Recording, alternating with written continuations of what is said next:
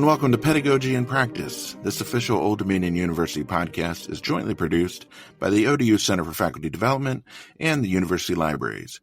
I'm your co-host, Tim Heckman, and I'm the Dean of Libraries here at ODU. And I'm your co-host, Crystal Kinlock-Taylor, Educational Program Developer with the Center for Faculty Development. The purpose of this podcast is to highlight talented educators and innovative teaching practices among ODU faculty to create an engaged community of practice. With that in mind, we'd like to start with a quick disclaimer. The opinions expressed on this podcast are those of the co-hosts and our guests, and not of Old Dominion University. Our guest today is Alison Lietzenmayer. Alison is a master lecturer in communication and director of senior experience and leadership for the Department of Communications and Theater Arts here at Old Dominion University. She also serves as director of faculty development for the Monarch Humanities Internship Academy for ODU. So you're holding like a bunch of different jobs. In 2019, she was named a University Distinguished Teacher and was a co-recipient of the Online Learning Consortium's Effective Practice Award. So she's kind of a big deal. So hello, Alison, and welcome to the show. Good morning. When you put it like that, it sounds like I've been busy. I would say I got tired just reading your LinkedIn bio. I wear a lot of hats, but they all intersect right around communication, so it makes sense to me. And any chance I get to clarify anything, that's always a win. So welcome, and thank you for being here. We're excited to talk to you about your teaching practice and hear some of your tried and true and maybe experimental tips and techniques. So I'm going to turn it over to my co-host. Thank you, Tim. So to get started, who or what most shaped your approach to teaching and working with students? Thank you. I really like that question, and it's a cliche answer, but I have rationale. So that's my family. There are a few educators in my family, and I was very lucky to have had multiple generations of college-educated folks. So that privilege really inspired me through my career to be community-minded, community-centered, because their jobs they were teachers, librarians, professors, and defense attorneys.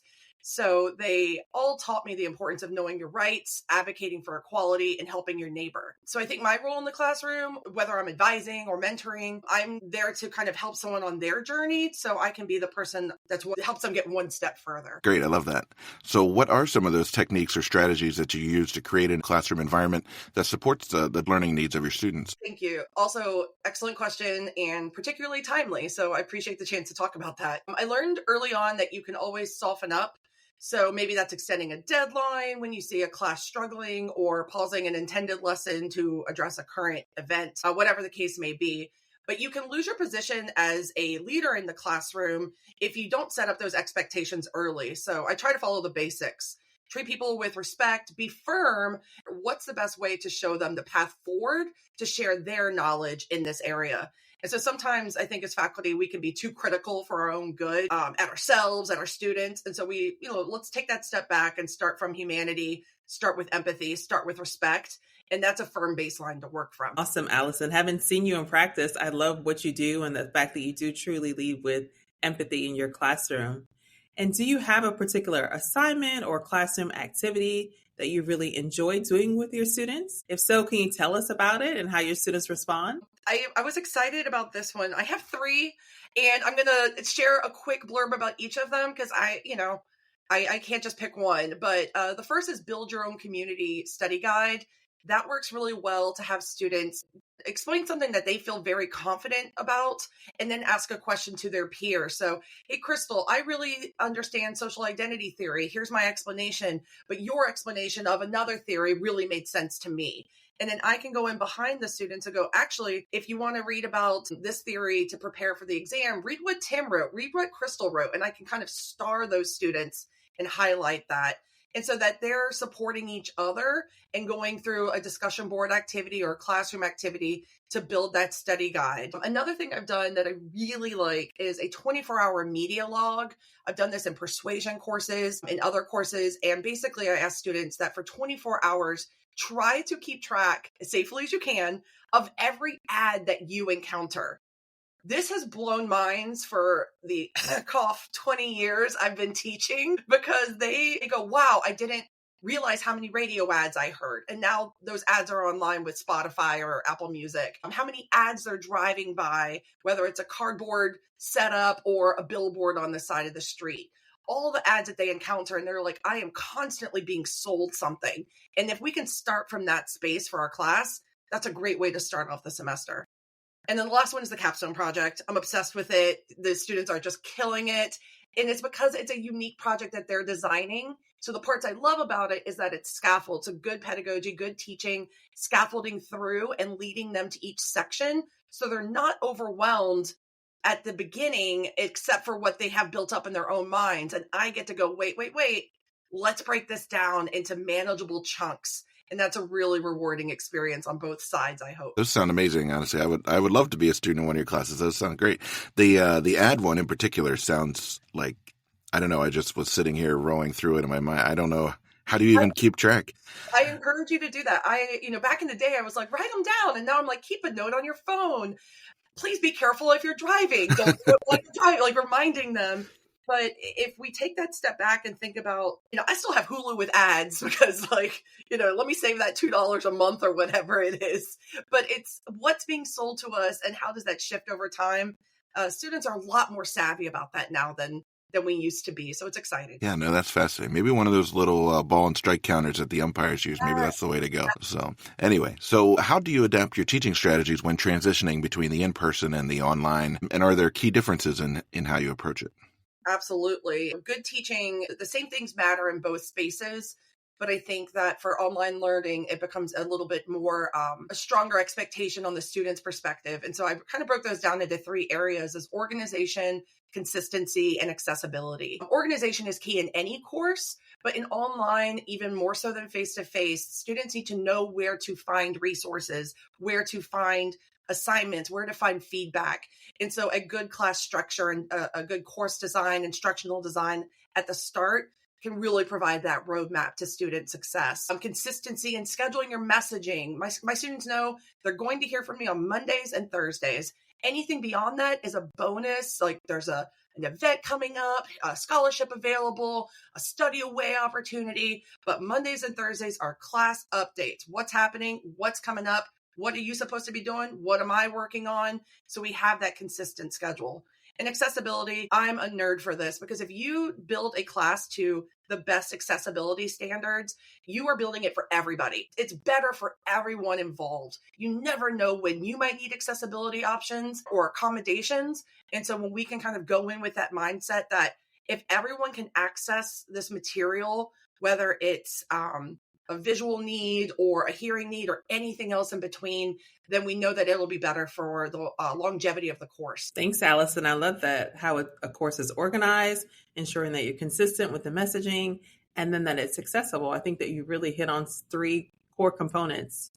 Thanks. To add to that, the last part of this is just be human, just pause.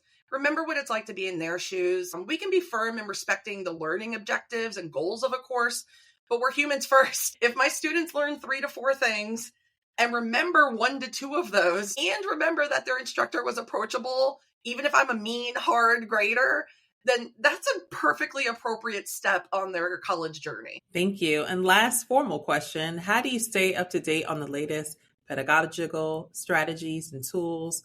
And can you recommend any resources that have helped you in your teaching journey? Let's kind of work backwards on that. So the easy answer to this is I start local. Try to have that, start local, think global, but act locally. So I start local to ODU. What workshops are available to me through groups like Center for Faculty Development, through other offices on campus. Being on listservs helps across different areas that I'm interested in. I can do quick scans around areas of interest. Keep an eye for what's popping up regularly, even if it's not in my area of interest. If I see a lot of faculty talking about something, let me flag that to know what's going on to the best of my ability. Honestly, Reddit, subreddits for professors and even for students, I can really get a lot of good insight to what the student vibes are. Since I teach online, I can't always get that face-to-face interactions like I used to, where you'd hear students talking in the front of the class and you could go, oh, okay, that's what's going on. Like, oh, it's homecoming weekend. They're not even going to be paying attention to me. Let me flip my plan a little bit. And so now I can kind of get a vibe of where they're at emotionally, what they're excited about, everything like that. I follow what I'm curious about. At one point, that was social media. Like, what do we do with this? Can we use this in class? that was 1,000 years ago. But now we're thinking, like, how do people learn during the pandemic? What parts of that are still worth holding on to? What did we learn during that time, that shift to that we can improve upon? The hard answer is I don't always. I can't keep up. So let's not pretend that anyone can keep up with everything that's happening. Learning from your colleagues, leaning into the experts that we have, again, locally to ODU, and maintaining those connections. So I don't have to know everything. I have to know which expert to tap to see what they can share as well. Because that's about lifelong learning. That's something that was one of ODU's mantras or ads for years, like lifelong learners. And that one stuck with me. I'm a little bit more about what works as far as technology goes. What works? What's accessible? What can my students access? What's safe to use? What isn't maybe mining our data immediately? And what's consistently available? Like, I'd love to play with new tools, but then if it's something that, hey, this seems like a little bit of a flash in the pan, it may not be around in 2 years, who's funding this? Then I may not want to incorporate that in my classes because I might want to have something a little bit more evergreen or consistent. Technology isn't inherently evil. How humans use it could be. But if we start from that place of access, that's really a strong starting point. And then we can be critical of that tool. I think that's a key reminder as we play with especially new AI technologies. Just be diligent. There's a lot to keep up with for sure. So I appreciate the thoughtfulness there. And as far as, technology is coming and go, I'm old enough to remember when Second Life came around and I had to go to, I don't know how many workshops about what libraries were doing in Second Life. And now this is going to be this thing. So that, needless to say, I guess it's maybe still in existence, but not so you'd really notice. Right. I think that just, there's plenty of experts that we could tap about that. But my understanding, no, we've shifted into, think about the Sims and then think about the online role player video games and all the different spaces that we engage online. Yeah, I remember classes being held in Second Life as a look what you might do with an avatar. It was so exciting then. And now I'm like, let's get offline. Let's talk in real life. It's a wild swing. So this is probably not a good time to mention our new library opening in Diablo 4 next month. Is that a thing? I don't know. I see the commercials. Anyway, so to wrap up our conversation, we really appreciate your time and your thoughtful answers to all these great teaching questions. And we thought we'd have a little series of more relaxed, kind of fun, hopefully quick questions, just to get to know you a little bit better as a person outside of the classroom. So the first one we wanted to ask is, what was the last book you read or listened to? I don't discriminate. And would you recommend it? Yeah, thank you for saying that, because listening to books is still reading. I'm a hardcore advocate for that. I'm the granddaughter of a librarian, as I mentioned at the start. The last book I read was The Memory of Animals by Claire Fuller. I didn't love it. I was like, I really want to, so I don't want to down it. I think people should read it. It was well written. It just didn't scratch the itch I hoped it would. It was a little too on the nose around a pandemic and around people living through a pandemic where things went differently than how they went in our experience. I believe this book was published in 2023, but maybe written in 2019, 2020. And so it was just a little timely. It's not every book is one you love. Still a good read. I still enjoyed reading it. I finished it. That was going to be my follow-up question. Are you a DNF? Do you put them aside without finishing, or do you power through? I power through. You never know. I think you have to give books 100 pages. I still believe that old kind of rule of thumb. Yeah. As a librarian, and I'm an expert on this, you can trust me. All of these are valid approaches to reading whatever you want to read and however you want to read it. So when you're not reading that book, how do you unwind after a long day? So I love dogs. I love all animals, but I love dogs especially. So I walk my dogs, and when it's remotely nice weather, I will be kayaking. I will be on the water. A lot of my friends are hiking people. I don't go into those woods.